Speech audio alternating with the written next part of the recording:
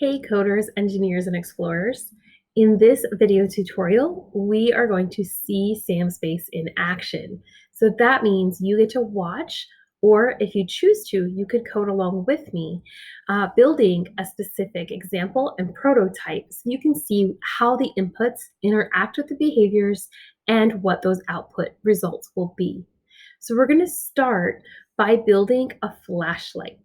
So when I think about the components of a flashlight, I know I have a switch to turn it on, and I know when I turn it on, the outcome is going to be a bright light so that I can use it to shine in dark places.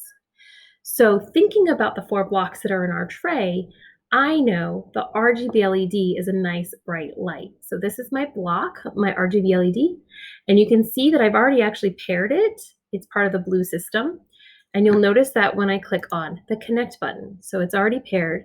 If you are unsure or don't know how to pair your physical blocks, please refer to the other tutorial video on pairing your blocks. You may also notice that I've paired my light sensor, that's part of the green system, because you can see it here in the pairing panel. We're going to use that light sensor a little bit later. I'm going to go ahead and exit out and get back to my screen. So if I want to build a flashlight, as mentioned before, I need something to turn it on. So I think of a switch. Well, to turn something on is an example of an input. So I'm going to go to my inputs. And you guys can see we have all different kinds of options here. I'm just going to use something called a key press. So I'm going to click and drag and bring it up to my screen.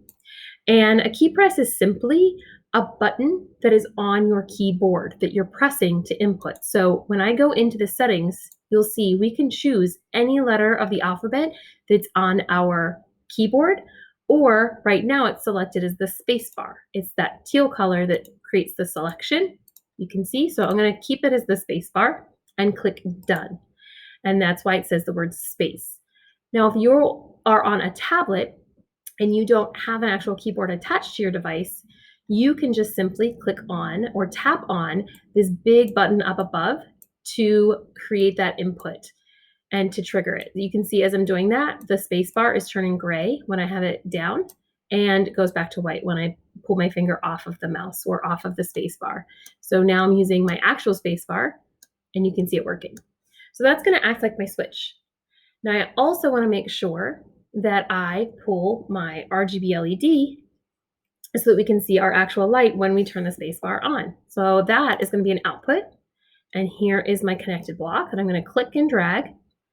And boys and girls, I like to put the inputs on the left and the outputs on the right, just like we read from left to right, because it helps with that flow. And you can see that this key press is part of the blue system, where my little tiny open circle here, which is my RGB LED, is showing green. And that's because, remember, our block here is showing it's part of the green system. So in order for this key press to actually work with this, if I push right now on the space bar, nothing's going to happen because they're not connected, they're not communicating.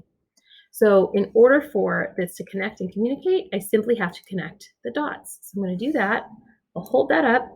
And what do you think is going to happen when I push the space bar? Well, let's try it out. Did you hypothesize that the light would turn on? That's right. Now, as I hold my finger down, the light turns on, both on the screen and in my hand. As I lift my finger off, the light goes off. What happens if I want to keep the light on once I lift my finger off the space bar? Think about it. If you're using a flashlight and you flip the switch, does your finger have to stay on the whole time to keep that flashlight on? Or does the switch keep it on until you turn it off? The switch keeps it on, right? So I'm going to teach you about a behavior block called a toggle. So in behaviors, I'm going to go to this switches category, and we're going to take this one called toggle, drag, and simply drop it on the line. Now watch what happens. Let me move that into the view. When I push the spacebar, instead of having to keep my finger on the spacebar, notice that the light is staying on both in my hand and on the screen. Right, so that's a basic flashlight. I challenge you to try different inputs and different behaviors with the flashlight, turning it on and off. Now, for my older coders, here's something that we can try. We can try taking our flashlight and turning it into a smart light. So to do that, I'm going to actually get rid of both my key press by just clicking on it and clicking on the X. And I'm also going to get rid of my toggle so that I just have my RGB LED. And instead of using a key press, I'm going to go to inputs again. And this time I'm going to connect my light sensor to my RGB LED. We're going to have them connect with each other. So I'm going to grab my light sensor. And before we make a connection, you may notice that there is a number on the screen. So right now my light sensor is detecting in the high 80s, low 90s, so 93. That means in a scale of 0 all the way up to 100, it is registering at 93. That means there's a lot of light in the room. So I'm going to click away. Now, once I take my light sensor and I start to cover it up so there's less light that it's detecting, look at my screen. What do you think, or what do you notice is happening to those numbers? That's right, it's going down. And when I take my hand away and it's getting brighter, the numbers are going up. So I want you to take a guess. What do you think is going to happen when we connect our light sensor to act as our input in our system of our flashlight? Let's try out. I'm going to go ahead and connect. And if you guessed that the light would turn on, you were right, because my room is pretty bright. What do you think is going to happen though as this light sensor changes? Any guesses? Well, as the light sensor changes, so is the amount of light that this RGB LED will give off. So with high number, it's going to have a high amount of light. With a lower number, as I cover this up, you can see both on the screen and in my hand, it went dimmer until it went out. So one way you may be able to see this a little better is if I change the color of the light. And to do that, I'm just going to go into the light settings. I'm going to make sure my brightness is all the way to 100. And I think I'm going to pick a different color, blue. That's kind of purpley. Go to blue. There we go. Now, hopefully, you'll be able to see pretty bright on the screen and here in the camera. And I'm noticing in the camera, it's still hard to see. So I'm going to change this to another color that might be easier. Maybe that pink will be easier to see. Make sure my brightness is all the way up. There we go. And now you can see my pink light as I cover and uncover. And that makes it a smart light because we're using a sensor to detect the amount of light in the room. Absolutely. Now we can do different things with this, like turn it into a smart light for when the sun goes down, make it brighter instead of dimmer. But what I'm going to do actually is I'm going to build a car with it. So inside our trays, we have a yellow car chassis that I've attached this roller ball to. We also have two wheels.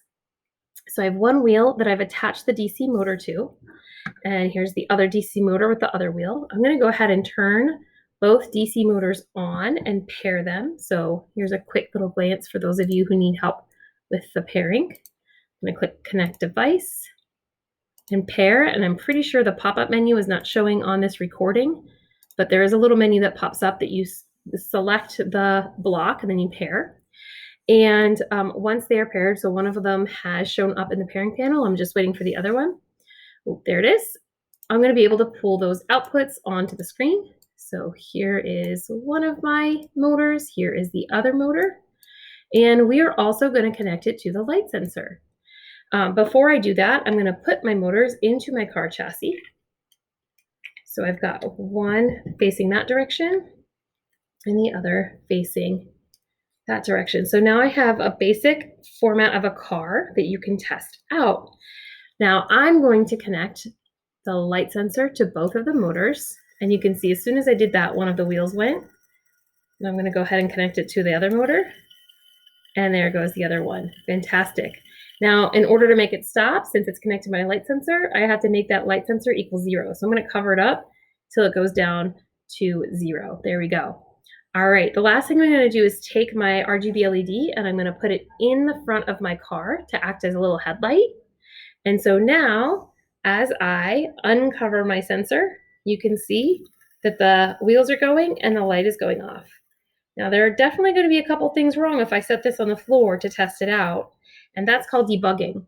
So I challenge you, especially my older coders, to build the same system and then to fix it by changing some of the behaviors or the settings within the output blocks. All right, take some time to explore, and we'll see you in the next video.